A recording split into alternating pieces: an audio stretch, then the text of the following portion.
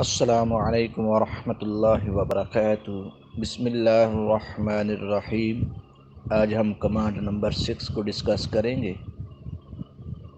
اس ضمن میں ہم سورۃ بنی اسرائیل آیت نمبر 33 کو ڈسکس کریں گے۔ بسم اللہ الرحمن الرحیم۔ وَلَا تَقْتُلُوا النَّفْسَ الَّتِي حَرَّمَ اللَّهُ إِلَّا بِالْحَقِّ۔ اللہ تبارک و تعالیٰ ارشاد فرماتا ہے، اور تم کسی جان کو قتل مت کرنا۔ حرم اللہ الا بالحق، جس کا قتل کرنا اللہ تعالیٰ نے حرام قرار دیا ہے، سوائے اس کے اس کا قتل کرنا شریعت کی روح سے جس کا حق ٹھہر چکا ہو۔ اور جو شخص ومن قتل مظلوما فقد جعلنا لولیہ سلطانا فلا یسرف فی القتل، اور جو شخص ظلماً قتل کر دیا گیا تو بے شک ہم نے اس کے وارث کے لیے قصاص کا حکم مقرر کر دیا ہے، سو وہ بھی قصاص کے طور پر یعنی بدلہ کے طور پر قتل میں حد سے تجاوز نہ کرے۔ ہم نے اس کا حق تو مقرر کر دیا ہے کہ اگر اس کا کوئی بندہ قتل ہوا ہے تو اس کے بدلے میں وہ دوسرے بندے کو قتل کر سکتا ہے، عدالت کے تھرو، جوڈیشری کے تھرو، لیکن اللہ تبارک و تعالیٰ فرماتا ہے فلا یسرف فی القتل، لیکن قتل میں حد سے تجاوز نہ کرے۔ یہ نہ کرے کہ ایک بندے کے بدلے ان کے 2 بندے قتل کر دے۔ انہ کان منصورا، بے شک وہ اللہ کی طرف سے مدد یافتہ ہے، سوا اس کی مدد و حمایت کی ذمہ داری حکومت پر ہوگی۔ یعنی یہ ذمہ داری جو ہے حکومت پر ہے کہ اس کا بدلہ جو ہے لے کے دے۔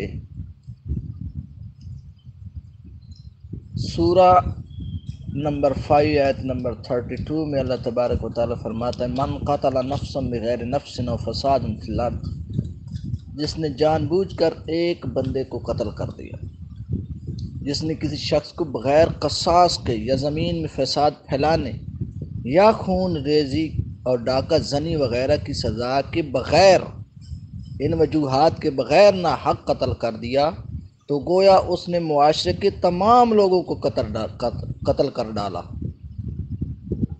فَكَأَنَّمَا قَتَلَ النَّاسَ جَمِيعًا، تو اس نے تمام لوگوں کو قتل کر ڈالا۔ وَمَنْ أَحْيَاهَا فَكَأَنَّمَا أَحْيَا النَّاسَ جَمِيعًا، اور جس نے اس سے ناحق مرنے سے بچا کر زندہ رکھا، جس کو لوگ بغیر کسی وجہ کے قتل کر رہے ہوں، اس کو اگر محفوظ رکھا، بچا لیا، زندہ رکھا، تو گویا اس نے معاشرے کے تمام لوگوں کو زندہ رکھا۔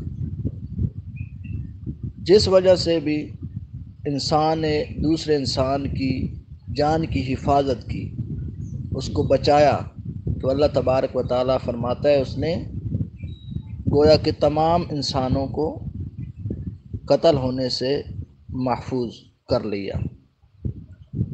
اسی طرح اللہ تبارک و تعالیٰ جو ہے اللہ تبارک و تعالیٰ کے پیارے نبی حضرت محمد مصطفیٰ صلی اللہ علیہ وسلم نے ارشاد فرمایا، یہ حدیث بخاری مسلم میں ہے کہ سب سے پہلے جس کے بارے میں پوچھا جائے گا وہ قتل ہے۔ ایک جگہ یہ بھی ملتا ہے کہ سب سے پہلے جس چیز کا حساب لیا جائے گا وہ نماز ہے۔ اس میں تطبیق یہ ہوگی کہ اعمال میں، حقوق اللہ میں سب سے پہلے جس چیز کے متعلق پوچھا جائے گا وہ نماز ہے، لیکن حقوق العباد میں سب سے پہلے جس چیز کا پوچھا جائے گا وہ قتل ہے۔ تو اللہ تبارک و تعالی ہمیں قرآن مجید کی ان آیات پر عمل کرنے کی توفیق فرمائے۔ وما علینا الا البلاغ المبین۔